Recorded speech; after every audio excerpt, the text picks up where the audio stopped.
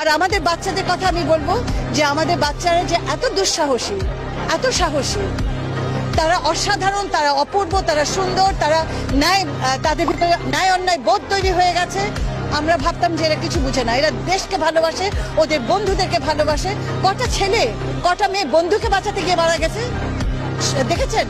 তাহলে এরা তো আমাদের সোনার রত্ন, এদের হাতে আমরা দেশ ছেড়ে যাব, এরা এই দেশটাকে ঠিক পথে নিয়ে যাবে। আজকে আমরা ওদের অনুসারী, ওরা আমাদের অনুসারী না, ওরা আমাদেরকে পথ দেখাচ্ছে, আমরা ওদেরকে অনুসরণ করে ওদেরকে মাথায় করে রাখছি। ওরা হচ্ছে আমাদের শ্রেষ্ঠ সন্তান। যদি ৭১-এ আমাদেরকে বলে থাকেন আমাদের প্রজন্ম শ্রেষ্ঠ, আমি বলবো আরো একটা শ্রেষ্ঠ, অনেক বড় শ্রেষ্ঠ প্রজন্ম জন্মে গেছে। এটা হচ্ছে সেই প্রজন্ম।